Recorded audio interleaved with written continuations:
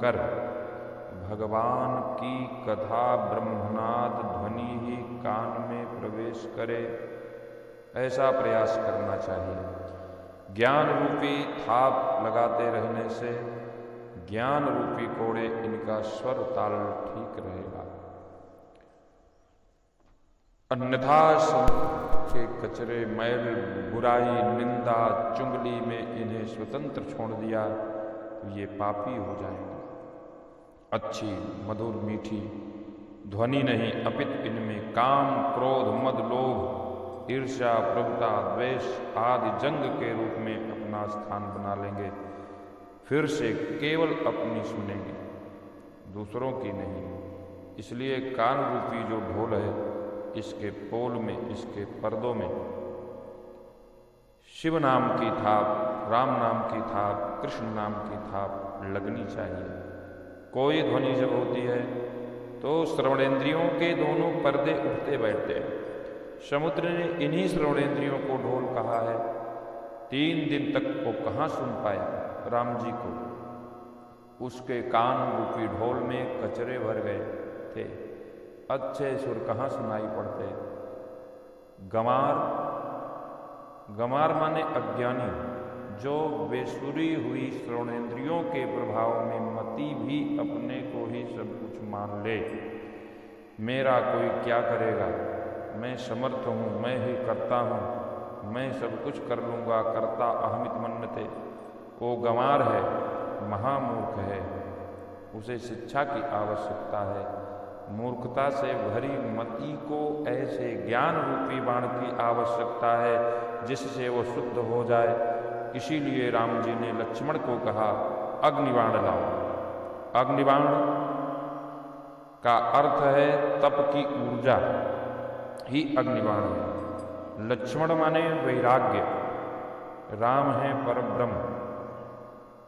जिसकी इंद्रियां विषय वासना में फंसी हैं, जो संसार रूपी सागर में फंसी हैं, भोगों में लगी हुई है, उन इंद्रियों को वैराग्य के माध्यम से ही मोड़ा जा सकता है। इसलिए लक्ष्मण अर्थात वैराग्य रूपी बाण का सहारा लिया। कि लक्ष्मण बाण सरासन आनो, बारिधि विशिख कृशानो। अपने धनुष पर वैराग्य रूपी बाण धारण करके चलाया। धनुष माने, धनुष का पहला अक्षर बोलने में धा आता है। धा कहने के लिए जिह्वा, जीव की ऊपरी नोक दांतों की जड़ में लगानी पड़ती है, जिसे नाद, घोष, महाप्राण की संज्ञा है। नाद माने ब्रह्म, अर्थात जो इंद्रियां जागृत नहीं हैं, सोई हैं, विषय वासना में फंसी हैं, केवल भोग विलास में लिप्त हैं, जो इंद्रियां जिनमें अहंकार बसा है, जिनमें लोभ बसा है, जिनमें क्रोध बसा है, तो ब्रह्म अर्थात भगवान की शरण में जाने के पहले इन कचरों को जलाना पड़ता है। ये नष्ट कैसे होंगे? इनसे मन को हटाना होगा, वैराग्य की शरण में जाना होगा। रामं वंदे जगत गुरुम, भगवान राम जगत गुरु बन करके यहाँ ये शिक्षा जगत वासियों को दे रहे हैं कि इंद्रियां जो विषय वासना में फंसी हैं, उनको मोड़ने के लिए, उनको सही दिशा मार्ग देने के लिए लक्ष्मण अर्थात वैराग्य की शरण में जाना ही होगा। लक्ष्मण बाण सरासन आनु, शोषों बारिध विशिख कृशानु। लक्ष्मण माने वैराग्य। तो जिसकी जिसमें आस्था है, लगन है, उससे उसे अगर दूर करोगे तो वो व्याकुल हो जाएगा। कोई दारू पी रहा है, उसको अगर पीने से रोक दोगे, दारू नहीं मिल रही है, तो वो व्याकुल हो जाएगा। नशा करने वाले का मन बार बार वहीं जाता है, विशेष छटपटाहट होती है उसे। उसी प्रकार विषय वासना में लिप्त समुद्र वही कह रहा है कि मैं लोभांध था, कामांध था, विषयांध था, मदांध था, मैं अंधा हो गया था। मकर उरग झक गन अकुलाने, जब ज्ञान रूपी बाण की बौछार होती है, विषय वासना में फंसी मति मन व्याकुल हो उठता है। समुद्र भी व्याकुल हो उठा कि जरत जंतु जल निधि जब जाने, मकर उरग झक गन अकुलाने। तब समुद्र ने आकर के प्रभु श्री राम की विनती किया कि कनक थार भरे मन गण नाना, विप्र रूप आयु तजमाना। इस मानव शरीर में वासना ही मछलियां हैं जो जीवन को खाए जा रही है। विषय काम वासना इंद्रिय सुख ही मछलियां हैं जो जीवन को खाए जा रही है। इनकी पूर्ति के लिए ही इंसान हैवान बन जाता है, कामी, क्रोधी, लोभी, अहंकारी हो जाता है। अहंकार और लोभ रूपी मगर बुद्धि के बेटे विवेक को निगल जाते हैं। क्या अच्छा है क्या बुरा है इंसान सोच नहीं पाता। अहंकार में, काम वासना के चक्कर में द्वार पर खड़े भगवान को भी नहीं समझ पाता कि ढोल गंवार शूद्र पशु नारी, सकल ताड़ना के अधिकारी। तो पहला है ढोल। श्रवणेन्द्रियां ही ढोल हैं, इनको अच्छी शिक्षा की जरूरत है।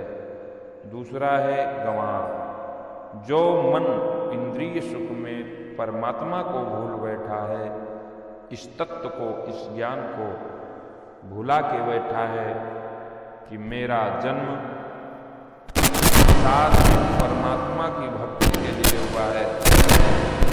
कि कवमुक करे करो नानर दे, देत बिनु हेतु सने। संसार में परमात्मा की भक्ति के लिए हुआ है मेरा जन्म। शिवार्चन, भक्ति, धर्म, परमात्मा की खोज की जाए। लेकिन परमात्मा की खोज की बजाय इंद्रिय सुख में जो मन भटक गया है, उस मन को गंवार कहा गया है। ऐसे मन पर सत्संग रूपी घोड़े सद्गुरु की थाप लगनी चाहिए, अच्छी शिक्षा मिलनी चाहिए। निरंतर नहीं तो मन गंवार हो जाता है। समुद्र वही कहता है राम जी से, हे प्रभु मेरी समस्त इंद्रियां सोई थी।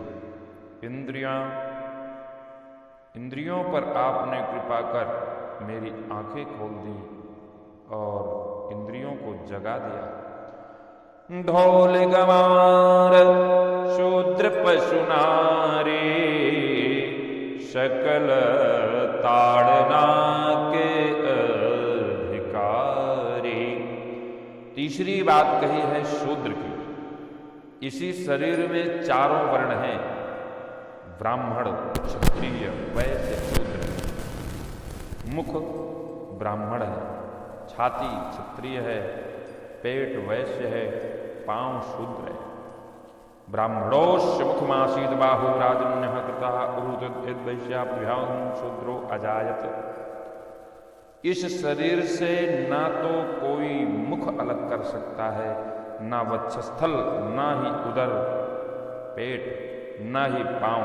सब एक के एक पूरक हैं। पांव, पाद, चरण, पैर, इनको जो भी नाम दो। तो चरण माने जिनको ये पता है कि हमारा जन्म अच्छे कर्म के लिए हुआ है, हम दान कर्म में अपना पांव आगे बढ़ाएं, यज्ञ कर्म में पांव ले जाएं, दान कर्म में ले जाएं।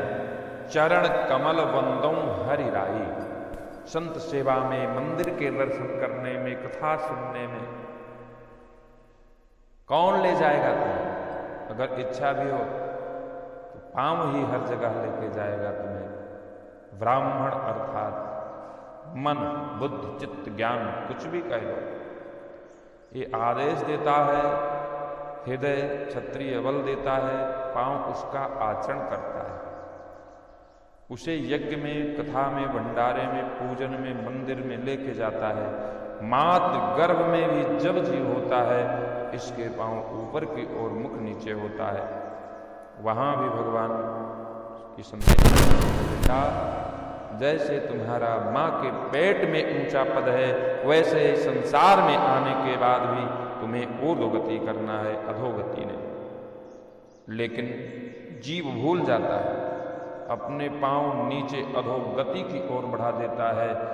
मनुष्य के ही पांव भगवान की मंदिर में, जप में, यज्ञ में, दान में, कथा में आगे बढ़ते हैं, जाते हैं। पशु क्या जाने ये मंदिर है क्या है? शिव हैं, दुर्गा जी हैं, हनुमान जी हैं, राम जी हैं। कथा की हो, कोई पशु आ जाए तो कथा में नहीं आया है, वो केवल आएगा तो खाने पीने की वस्तु ढूंढेगा, शांति भंग करेगा, उथल पुथल करेगा। पांव मंदिर की तरफ बढ़े, भगवान की पूजा अर्चना में बढ़े, वो पांव को चरण वंदनीय है। द्वार पर प्रभु खड़े हो और पांव उनके स्वागत के लिए ना बढ़े, वो पांव पशुवत है, उन्हें शिक्षा की जरूरत है। समुद्र के किनारे पूरा वैकुंठ आके खड़ा था, समुद्र के पांव चलकर राम जी के पास नहीं आए। जो पांव अहंकार से भरे हैं, जो पांव उठते भी हैं तो केवल विषय वासना तृप्ति में, लोभ में, काम में उठने वाले पांव अधोगति की ओर, इन पर अधोगति की ओर ले जाते हैं। इन पर लगाम लगाओ। जिसके आचरण सही नहीं है, कर्म अच्छे नहीं है, बुरे कर्मों में लगा है, वो शूद्र कहलाता है। इसी शरीर में 4 वर्ण है, ये चारों विद्यमान है, कोई अलग नहीं है। बात इसकी है कि हमारे शरीर पर अधिकार किसका है, कर्म कैसा है। रावण भी ब्राह्मण ही था, चारों वेद कंठ में थे, लेकिन कर्म ठीक नहीं थे उसके। वो विप्र, संत, धैनु, वेद, यज्ञ आदि राक्षसों का विरोधी हो गया, राक्षसों का संग था। इसलिए ब्राह्मण होते हुए भी उसकी पूजा कोई नहीं करता, वो वंदनीय नहीं हुआ।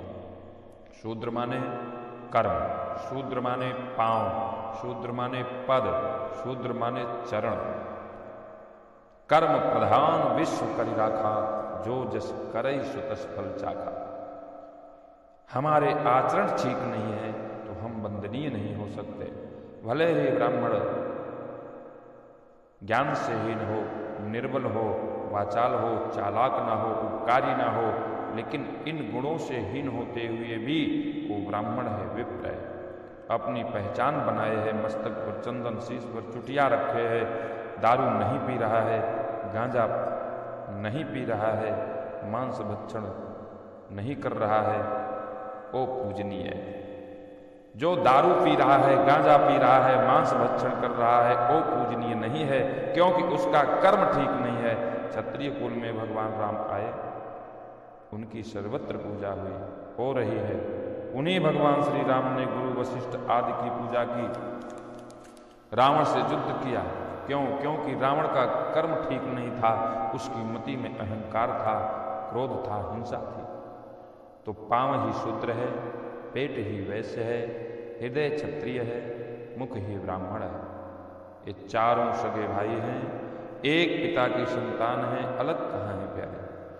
पांव हमारे फिसल ना जाएं, इसलिए उन्हें परब्रह्म श्री राम में लगाओ। वही समुद्र कह रहा है, हमारे पांव पशुवत हो गए थे, इन्हें शिक्षा की जरूरत थी।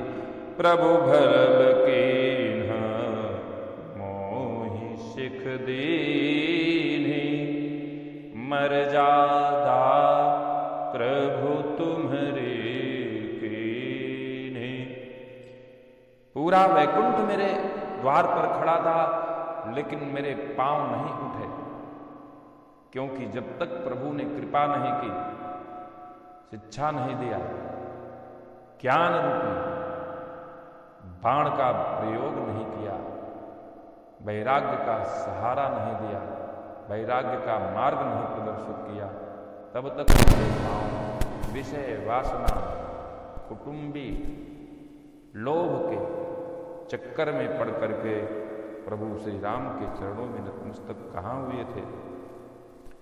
तो पांव हमारे फिसल ना जाएं, इसलिए इन्हें पर ब्रह्म श्री राम में लगाओ, लक्ष्मण अर्थात वैराग्य में लगाओ, इन पांवों को अच्छे कर्म लगाओ, बुरे कर्म अपने आप नहीं कर पाओगे।